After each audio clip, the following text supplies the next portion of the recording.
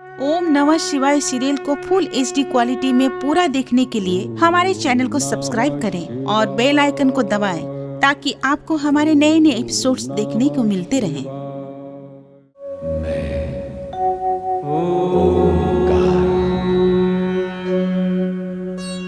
नदी की कलकल, भावरे की गुंजन, पवन की सनसन और पक्षियों की मधुर चहक में जो मधुर संगीत है, मैं उसका संगीतकार हूं। मैं ओमकार हूं।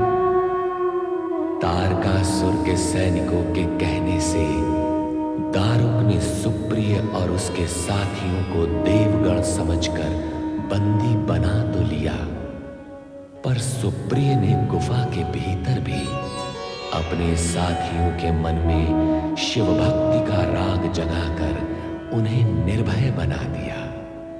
तारकासुर के सैनिक दारुक को उकसाते हैं और दारुक शिव द्वारा प्रदत्त पाशुपत शस्त्र से मारा जाता है। सुप्रिय और उसके साथियों की शिव भक्ति से प्रसन्न होकर भोलेनाथ प्रकट होते हैं और उन्हें दर्शन देते हैं। वरदान स्वरूप उस स्थान को नागेश्वर ज्योतिर्लिंग का नाम देने की घोषणा करते हैं। उधर हिमालय भवन में जया विजया पार्वती को खोजती हुई वहां पहुंचती है, जहां एक कोने में पार्वती पंचाक्षरी मंत्र का जाप कर रही है, पर पार्वती दोनों को वहां से जाने के लिए कह देती है। अपने कक्ष में मैनाक इसलिए उत्तेजित और विकल है कि शिव ने उनकी भूमि पर उनका अपमान किया है। मैना उसे समझाती है और जया विजया से पार्वती के विषय में पूछती है। जाप करती हुई पार्वती के पास नारद आकर उसकी जिज्ञासा का समाधान करते हैं। पार्वती शिखर पर जाकर शिव अर्चना करती है, पर भवन में मैना और मैनाक उसे खोजते हैं। लौटने पर मैनाक शिव का अपमान करते हुए पार्वती को प्रताड़ित करता है, तो पार्वती सहन नहीं करती और अपना निश्चय कह सुनाती है कि वो शिव आराधना कर अपने आराध्य को अवश्य प्राप्त करेगी।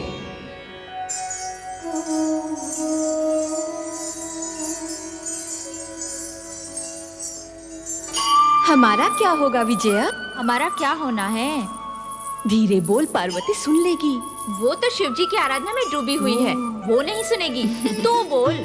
मैं कह रही थी, जब राजकुमार मैनाक को पता चलेगा कि हम भी पार्वती के साथ आए हैं, तो वो हम पर भी क्रोध करेंगे।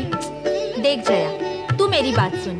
तू, मैं और पार्वती कुछ अनुचित नहीं कर रहे हैं। वो अपने आराध्य की पूजा करने यहाँ आई है। हम उसकी सखियाँ हैं, उसका सहयोग देकर हम कुछ अनुचित नहीं कर रहे हैं। फिर भाई कैसा? मैं तो कहती हूँ, हमें मिलकर भगवान शिव से प्रार्थना करनी चाहिए कि शीघ्र ही पार्वती पर प्रसन्न हो जाएं। देवी पार्वती, नंदी का नमस्कार स्वीकार करें। नमस्कार नंदी महाराज। देवी, आज आपके साथ ये दो बालिका हैं। ये जया और ये विजया, मेरी सखियाँ। किंतु देवी।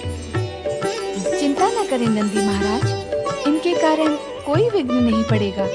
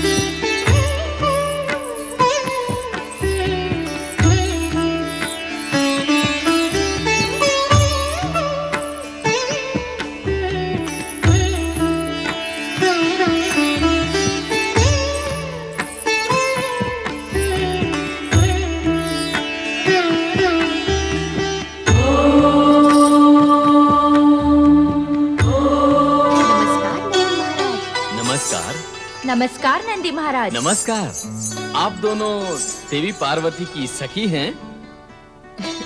अभी अभी बताया उन्होंने। हाँ, हम पार्वती की सबसे प्रिय सखियां हैं। देवी पार्वती भी आपकी सखी है ना? हाँ। मेरा अभिप्राय यह है कि आपकी सखी पार्वती भगवान शिव शंकर की परम भक्त है, नित्य आराधना के लिए आती है। ऐसे निष्ठावान, आस्थावान और समर्पित भक्त होते ही कहाँ हैं? इसमें तो संदेह ही नहीं कि पार्वती शिव जी की अनन्य भाव से आराधना करती है। इसीलिए मैंने अपने स्वामी की आज्ञा का उल्लंघन करके देवी पार्वती को यहाँ आराधना करने से रोका नहीं। उनकी पूजा भक्ति देखकर मेरे मन में ये विचार आया कि मुझे इन दोनों के बीच में बाधक नहीं बनना चाहिए। तुमने अपने स्वामी की आज्ञा का उल्लंघन अवश्य किया है, किंतु उससे भी बड़ा पुण्य कर्म किया है। पार्वती को शिव आराधना का अवसर देकर तुमने पार्वती की भक्ति भावना को समझा है। सत्य तो ये है कि आपकी उदारता और महानता के कारण ही पार्वती शिव आराधना करने में सफल हो सकी है।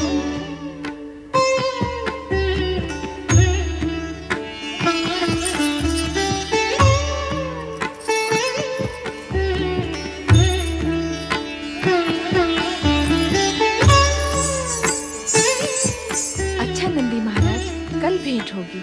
नमस्कार। नमस्कार। नमस्कार नंदी महाराज। नमस्कार। मेरा भी नमस्कार। मेरा भी नमस्कार।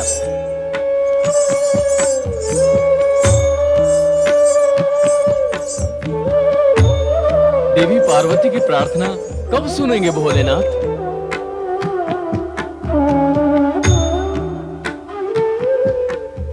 देवराज इंद्र और देवगण भी इसी विषय को लेकर चिंतित व आशंकित थे कि कब पार्वती की आराधना सफल होगी, कब भगवान शिव के हृदय में अनुराग जागृत होगा और तदुपरांत उनके मंगल मिलन से पुत्र की उत्पत्ति होकर उसके द्वारा तारकासुर का वध होगा।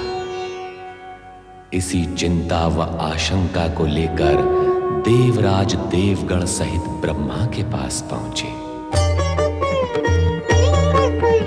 ब्रह्मदेव की जय। कृपा करें परमपिता, दर्शन दें सृजनहार। देवराज, क्या आपको ज्ञात है कि ब्रह्मदेव ने अपना स्थान और स्वरूप क्यों परिवर्तित किया? नहीं देवी सरस्वती, हमें तो आश्चर्य है, ब्रह्मदेव ने ऐसा स्वरूप क्यों बनाया है? मैं आप सभी देवगणों से प्रार्थना करती हूँ कि आप ब्रह्मा जी की सृष्टि रचना के रचनात्मक कार्य में बार बार विघ्न न डालें। ब्रह्मलोक में बार बार आपके आगमन से सृष्टि की रचना के कार्य में बाधा आ रही थी। उसी कारण उन्हें अपना स्थान और स्वरूप परिवर्तित कर यहाँ आना पड़ा, किंतु आप यहाँ पर भी आ पहुँचे। देवी सरस्वती, ब्रह्मदेव के कार्य में बाधा डालना हमारा उद्देश्य नहीं है। हम तो अपने कष्ट निवारण के निमित्त बार बार ब्रह्मदेव की शरण में आते हैं। ब्रह्मा जी ने आप सभी को स्पष्ट रूप से कह दिया है कि समय की प्रतीक्षा करें, फिर अनावश्यक रूप से स्वयं कष्ट पाने और कष्ट देने का क्या प्रयोजन? ठीक है देवी सरस्वती, हम समय की प्रतीक्षा करेंगे। नारायण नारायण। माँ सरस्वती, अपने पुत्र नारद का प्रणाम स्वीकार करें। आओ नारद, मैं वही विचार कर रही थी कि अब तक तुम प्रकट क्यों नहीं हुए? माँ, आपके पुत्र नारद की नियमावली में अकारण और समय से पहले प्रकट होने का कोई नियम नहीं है। नारायण नारायण। समय आ पहुँचा तो मैं भी आ पहुँचा। समय पर और कारण सहित प्रकट होने का तुम्हारा नियम है नारद, तो अब यहाँ आने का कारण भी बता दो। देवराज इंद्र के मन की व्यग्रता ही मेरे आगमन का कारण है माँ। माँ, जब तक देवराज इंद्र अपने मन की पीड़ा परमपिता ब्रह्मदेव से नहीं कह लेंगे, तब तक के लिए वे व्यग्र रहेंगे, और जब तक ये व्यग्र रहेंगे तब तक मैं भी व्यग्र रहूंगा। माँ, कृपा करें और परमपिता ब्रह्मदेव के दर्शन की आज्ञा दे। जो कुछ तुमने कहा है और जिस ढंग से कहा है, ऐसी स्थिति में आज्ञा न देकर मैं स्वयं भी व्यग्र हो जाऊंगी। माँ सरस्वती की माँ सरस्वती की माँ सरस्वती की परम पिता ब्रह्मा जी की जय।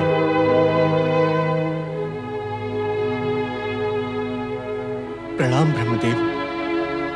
ब्रह्मदेव, हमारी समस्या का कुछ हल करें।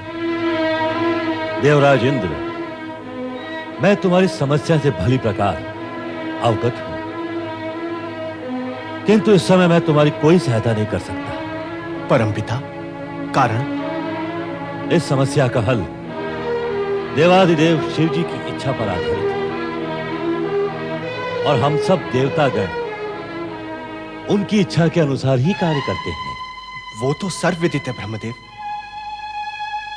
किंतु अब तारकासुर के अन्याय और अत्याचार सहन शक्ति की सीमा के परे जा चुके हैं। जब तक उस पापी दुष्ट का अंत नहीं हो जाता, हम देवों की समस्या का समाधान नहीं होगा ब्रह्मदेव। देवराज, एक ही सत्य को बार बार दोहराने पर भी तुम उसे भूल जाते हो। कौन सा सत्य ब्रह्मदेव? किसी का अधोपतन या अंत होता है तो उसके पुण्य कर्मों का फल क्षीण होने से, और किसी को सुख शांति संप्रदा और सौभाग्य की प्राप्ति होती है उसके पुण्य कर्मों के फलस्वरूप। तारकासुर तपस्या का सुफल भोग रहा है और देवतागण तपस्या भूल गए हैं। जब पुण्य ही शेष नहीं है तो समस्याएं ही समस्याएं होंगी। आप आज्ञा करें ब्रह्मदेव, हम तपस्या करेंगे। मेरी आज्ञा पाकर तपस्या करने से क्या होगा? पुण्य संचित करने के लिए आप लोगों को शिव आराधना करनी होगी ताकि आपके कष्ट मिट सके। परमपिता, पार्वती कितने समय से भगवान शिव की आराधना कर रही है, किंतु अब तक वो अपने लक्ष्य में सफल नहीं हुई। अज्ञानी मत बनो नारद, तुम्हें तो भली प्रकार विदित है कि आराधना और तपस्या कभी व्यर्थ नहीं जाती। पार्वती की तपस्या भी सफल होगी, उसकी आराधना भी सफल होगी। जब तुम काशी विश्वनाथ के ज्योतिर्लिंग की कथा सुनोगे तो इस सत्य को स्वीकार करोगे कि जब अपकर्म व्यर्थ नहीं होता तो जब तब से प्राप्त सत्कर्म कैसे व्यर्थ होगा? काशी विश्वनाथ में ज्योतिर्लिंग कैसे प्रकट हुए थे, हम सब सुनने के इच्छुक हैं देव। ये तो आप सभी जानते हैं कि शिव और शक्ति एक रूप है।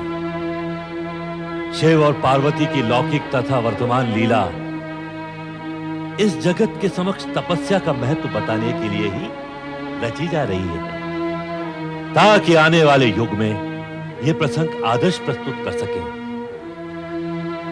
मेरी बात सुनो कि शिव शक्ति का अर्धनारीश्वर रूप ही इस जगत में व्याप्त होगा।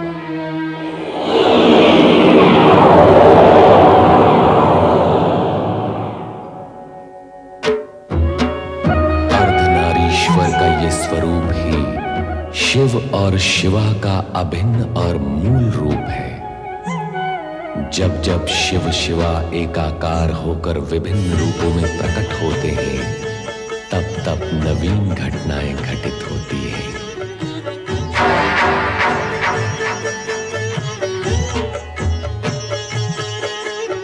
हे विश्व के नाथ, सभी दिव्य विभूतियां दिव्य स्थानों पर विराजित हैं, पर हमारा स्थान कहाँ होगा? जहां विश्वनाथ सर्वप्रथम अवतरित होकर जगत के कल्याण की कामना करेंगे, वही स्थान हमारा होगा शिवा। भूखंड में वह कौन सा स्थान होगा विश्वनाथ जहां आप अवतरित होंगे?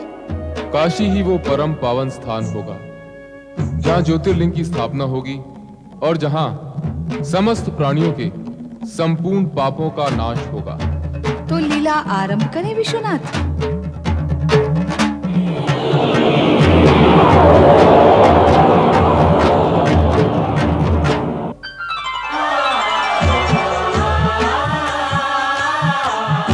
शिव लीला में तुम भी सहयोग करो शिवा।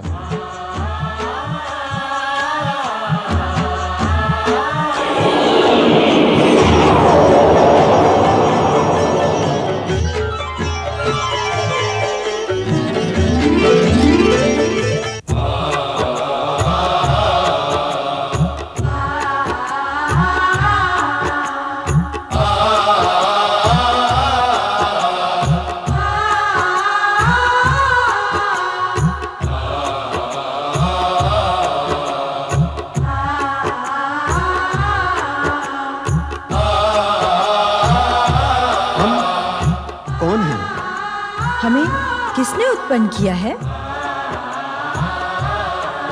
कहां से आए हैं हम? कहाँ जाएंगे हम? हमारा जन्मदाता कौन है? हमें तो ये भी ज्ञान नहीं।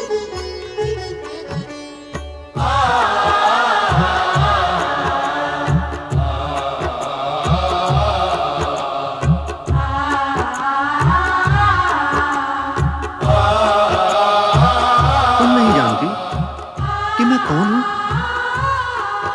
नहीं, मैं नहीं जानती कि तुम कौन हो,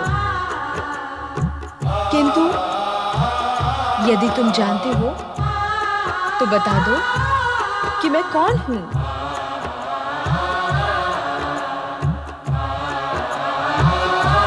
अच्छा, तुम आई कहां से हो? मैं जहां से तुम आए हो। मैं कहां से आया हूं?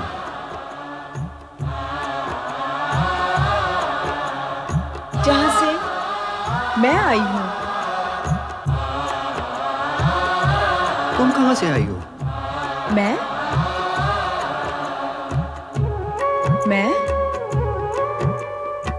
कहां से आई हूं? मैं कहां से आई हूं?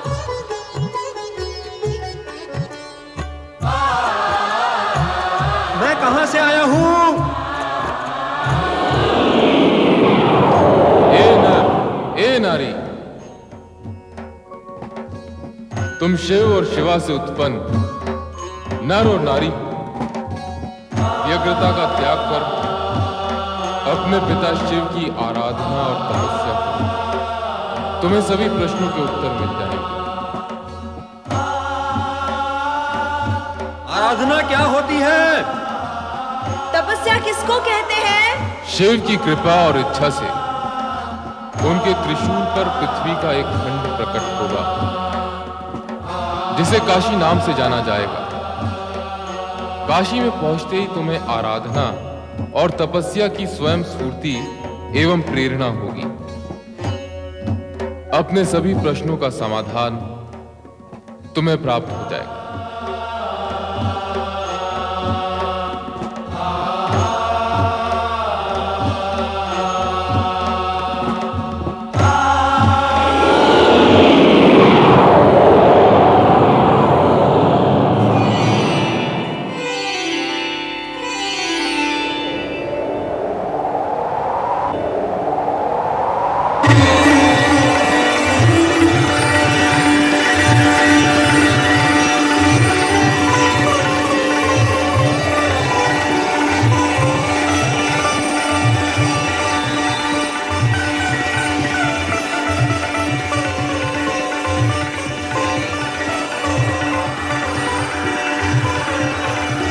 काशी है। हाँ, यही काशी है।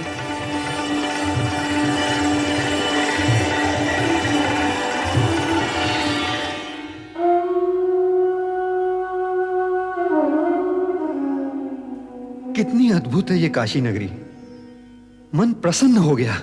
ऐसी अलौकिक नगरी देखकर आंखें धन्य हो गईं। मन में ऐसी प्रेरणा जागृत हो रही है कि हमें शिव आराधना करनी चाहिए। मेरी आत्मा भी इसकी इच्छुक है। ओम नमः शिवाय। ओम नमः शिवाय। ओम नमः शिवाय। ओम नमः शिवाय।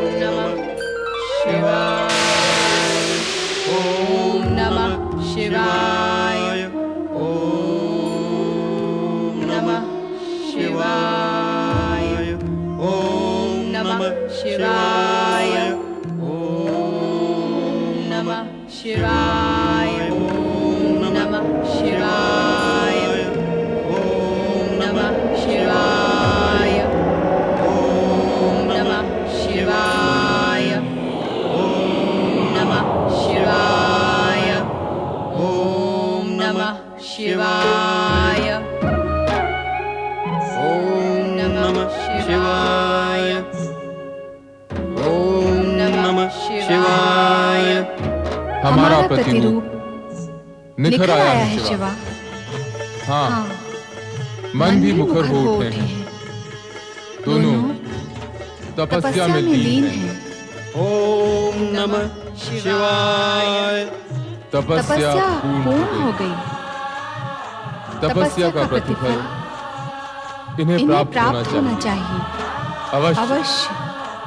तो चले पृथ्वी पर। चलो। ओम नमः शिवाय।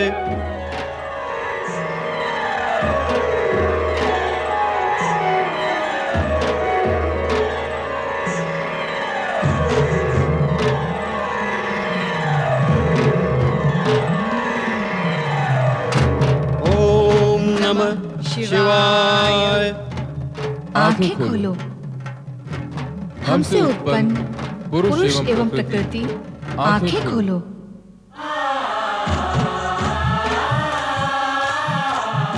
हमारी ओर देखो।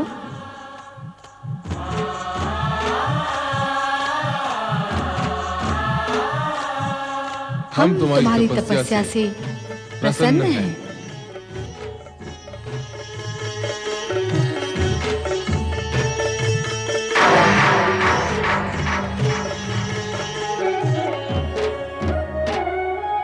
तुम अपने जिन माता पिता के दर्शन के लिए व्याकुल थे, वे हम ही हैं।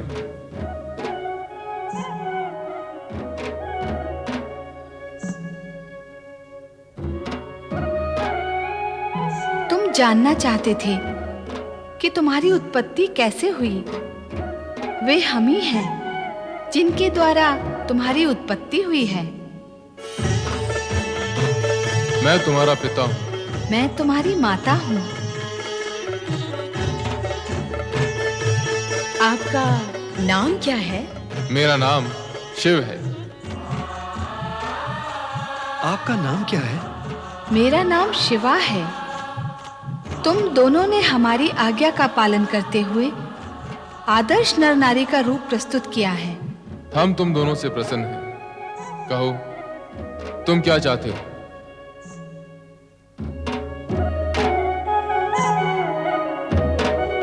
अपनी मनोकामना कहो, हम उसे पूर्ण करेंगे।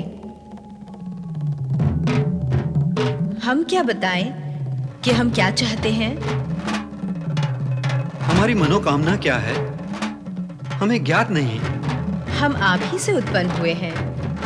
आप ही बताएं कि हमें क्या मांगना चाहिए।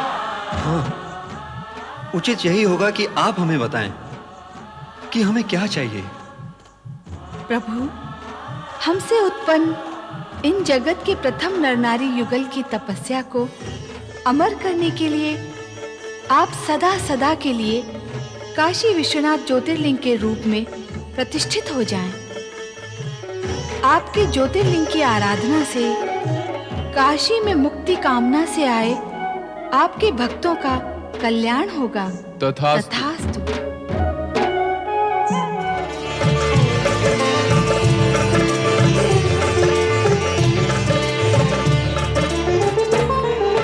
शिव के भक्त जनों ने पुकारा जब संकट पड़ने पर। शिव के भक्त जनों ने पुकारा जब संकट पड़ने पर। तब तब ज्योतिर्लिंग में पधारे अजय अमर शिव शंकर। अजय अमर शिव शंकर। अजय अमर शिव शंकर। अजय अमर शिव शंकर। अजय अमर शिव शंकर। अजय अमर शिव शंकर। अजय अमर शिव शंकर। अजय अमर शिव शंकर। अजय अमर शिव शंकर।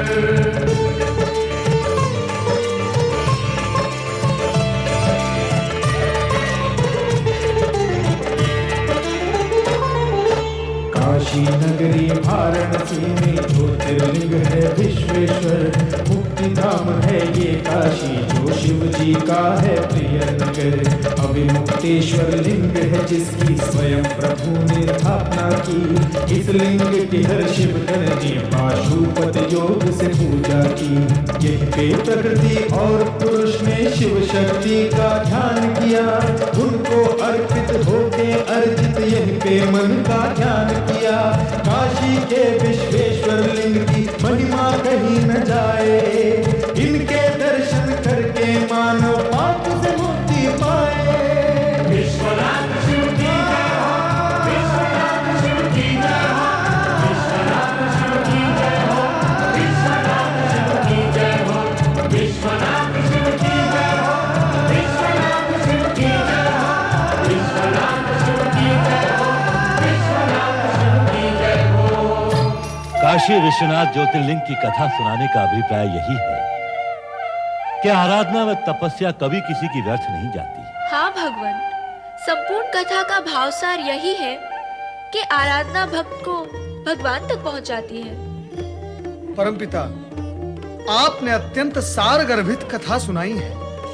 ये कथा संपूर्ण जगत के लिए आदर्श प्रस्तुत करती है। संपूर्ण जगत इसका लाभ उठाए, यह उत्तम है, किंतु तुम्हें भी इसका लाभ उठाना चाहिए पुत्र नारद। इसमें तो शंका है ही नहीं परमपिता। है कैसे नहीं? तुमने कथा सुनाने से पूर्व ही पार्वती की आराधना सफल होने में शंका प्रकट की थी। यह कथा भविष्यवाणी भी करती है कि पार्वती की आराधना अवश्य सफल होगी। परमपिता, यदि आपकी कृपा होगी तो अवश्य सफल होगी। फिर भूलते हो नारद, पार्वती मेरी नहीं शिव की आराधना कर रही है, इसलिए उसकी आराधना शिव पूर्ण कर सकेंगे, मैं नहीं। सत्य ही है, जिस प्रकार अर्ध नारीश्वर से उत्पन्न नर नारी को भी शिव दर्शन के लिए अनेक प्रकार के कष्ट उठाने पड़े और समय लगा, उसी प्रकार पार्वती को भी सफलता और कृपा प्राप्त होने से पूर्व समय अवश्य लगेगा। कामना पूर्ति के पूर्व ही पार्वती को अनेक प्रकार की नारी लीलाओं से विचरना होगा। कामना पूर्ति के पूर्व ही पार्वती को अनेक प्रकार की नारी लीलाएं करनी होगी। और पार्वती ही क्यों, उसके माता पिता और उसके भाई को भी उसका सहयोग करना होगा। पार्वती को अपने माता पिता और परिवार का ही विरोध सहन करना पड़ेगा, उसके पश्चात ही उसकी कामना की पूर्ति हो सकेगी। तात्पर्य ये कि आप सभी को शिव पार्वती के मिलन के विषय में किसी प्रकार की कोई शंका नहीं होनी चाहिए, क्योंकि शंका निराशा को जन्म देती है और निराशा पीड़ा, और पुरुषार्थ पीड़ा सहित होकर नहीं, पीड़ा रहित होकर किया जा सकता है। नारायण नारायण, आहा, अति सुंदर, अति उत्तम। ऐसा ब्रह्म वाक्य इससे पहले कभी नहीं सुना। सुना देवराज, पुरुषार्थ पीड़ा रहित होकर किया जाता है, पीड़ा सहित नहीं। हाँ देवऋषि, सुना। मात्र सुनने से कार्य नहीं होगा देवराज, इसे गुणना भी होगा। और अभी वो समय नहीं आया कि गुणने की सामर्थ्य समाप्त हो जाए। तो क्या ऐसा समय आएगा परमपिता? हाँ नारद, कलयुग में ऐसा ही होगा। ब्रह्म वाक्य सुनने वाले तो बहुत मिलेंगे, लेकिन गुणने वाले नहीं। सुनने सुनाने वाले बहुत अधिक होंगे, लेकिन गुणने गुनाने वाले बहुत कम। अर्थात क्या नारद, कलयुग में जन जन बड़े बड़े और ऊंचे ऊंचे वाक्य बोलेगा और सुनेगा, किंतु कार्य छोटे छोटे और नीचे नीचे करेगा। इसलिए कहता हूं देवराज कि इसे गुण लो और सोच समझकर इसका लाभ लो। इसी में तुम्हारा और समस्त देवताओं का कल्याण है। नारायण नारायण, लाभ उठाइए देवराज, लाभ उठाइए। परमपिता ब्रह्मदेव का मार्गदर्शन आपको सफलता के मार्ग पर ले जाएगा। देवऋषि, इस समय मैं क्या पुरुषार्थ करूं? धैर्य पूर्वक प्रतीक्षा करना भी एक पुरुषार्थ है देवराज। प्रतीक्षा? प्रतीक्षा ही तो मैं कर रहा हूं। विवशता से नहीं देवराज, विवशता से नहीं, धैर्य से। विवशता से की गई प्रतीक्षा में खीज, पीड़ा और निराशा होती है, किंतु धैर्य से की गई प्रतीक्षा में आनंद और भविष्य की सुखद कल्पनाएं होती हैं। दुख तो इसी बात का है कि इन सब बातों का ज्ञान होते हुए भी तारकासुर के अत्याचारों ने मेरे विवेक और मेरी बुद्धि को कुंठित कर दिया है। मेरा विचार है अब हमें चलना चाहिए देवराज। क्षमा करें ब्रह्मदेव, हम आपको बार बार आकर कष्ट देते हैं। वो तुम्हारा अधिकार है देवराज। नारायण नारायण। तो अब भविष्य में क्या कार्यक्रम है देवराज?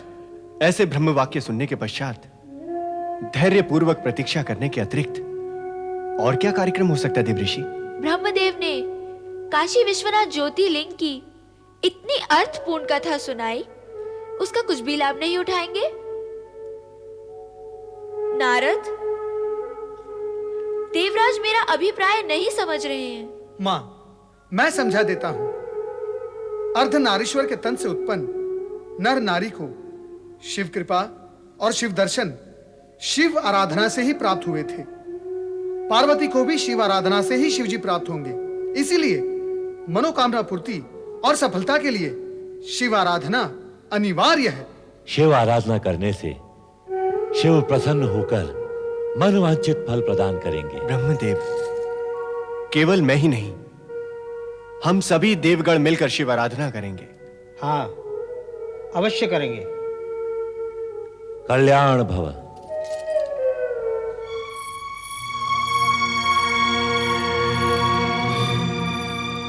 कहां जाने की तैयारी हो रही है? आप जानते हैं भैया कि हम कहाँ जा रहे हैं? जानता हूं, लेकिन तुम्हारे मुंह से सुनना चाहता हूं। तो सुनो, मैं अपनी सखियों के साथ शिव आराधना के लिए हिमगिरी शिखर पर जा रही हूँ। मैं तुम्हें वहां नहीं जाने दूंगा। क्यों? तुम जानती हो। जानती हूँ, पर आपके मुख से सुनना चाहती हूँ। तो सुनो, हमें अपमानित करने वाले उस हठधर्मी शिव की आराधना करने से रोकते हुए भी हमने तुम्हें नहीं रोका, तुम्हारे पति स्नेह के कारण। किंतु अब तुम्हारी पूजा आराधना को स्वीकार ना करके वो तुम्हारी भी उपेक्षा कर रहा है। ये असहनीय है। इस प्रकार वो तुम्हारी ही नहीं बल्कि हमारी और हमारे राज परिवार की भी उपेक्षा कर रहा है। भैया, सम्मान पाने की इच्छा रखने वालों को सम्मान देने की इच्छा भी रखनी चाहिए। मैंने किसका अपमान किया है? अपनी भाषा से पूछिए, वो बताएगी कि सम्मानीय के प्रति आदर सूचक शब्दों का प्रयोग ना करना अपमान जैसा ही है। तुम्हें शिव के सम्मान का इतना विचार है, किंतु अपना और अपने परिवार के मान अपमान का तनिक भी विचार नहीं। जब तुम्हारी पूजा आराधना वहां स्वीकार ही नहीं होती तो तुम उस उपेक्षा के उपरांत वहां क्यों जाती हो? क्या है तुम्हारे पास इस प्रश्न का उत्तर? पूजा आराधना स्वीकार होने में कितना समय लगता है, अथवा आराध्य अपने भक्त की पुकार कितने समय में सुन लेते हैं? इस प्रश्न का उत्तर है आपके पास? अच्छा, तो अब तुम तर्क से अपना मार्ग प्रशस्त करना चाहती हो, किंतु मैं तुम्हें वहां नहीं जाने दूंगा। मुझे जब तब से रोकने की चेष्टा व्यर्थ होगी भैया। ये क्या तर्क वितर्क चल रहा है तुम दोनों में? पिताजी, मैं आपसे, माँ और भैया से हाथ जोड़कर विनती करती हूँ कि मुझे शिव आराधना करने से ना रोकें। यदि रोका गया तो मेरे लिए अहितकारी होगा। पुत्री, जो तुम्हारे अहित में होगा वो हमारे हित में भी नहीं होगा। पिताश्री, आप पार्वती के शब्द जाल में ना आए। तो तुम्हारे क्रोध जाल में आ जाओ मेनाक। बुद्धि से काम लो पुत्र। जो हमारा अपमान करे वो हमारा शत्रु है। क्या अपने शत्रु का विरोध करना बुद्धिहीनता है? बिना सोच विचार किए किसी के प्रति शत्रु भाव रखना बुद्धिहीनता ही है पुत्र। भला शिव हमारे शत्रु कैसे हो सकते हैं? इससे पूर्व भी तुम्हें कहा था मैंने, भगवान शिव हमारे यहाँ अल्पकाल के लिए एकांतवास के निमित्त आए हैं। अल्पकाल के लिए पुत्र कारण किसी के प्रति शत्रु भाव रखने से उसे तो लेश मात्र भी हानि नहीं होती है, किंतु स्वयं की हानि हो जाती है और उस हानि से शेष कुछ नहीं बचता। पुत्री पार्वती, तुम अपनी सखियों के संग जाओ और भगवान शिव की आराधना करो। ओम नमः शिवाय, ओम नमः शिवाय, ओम नमः शिवाय, ओम नमः शिवाय, ओम नमः शिवाय,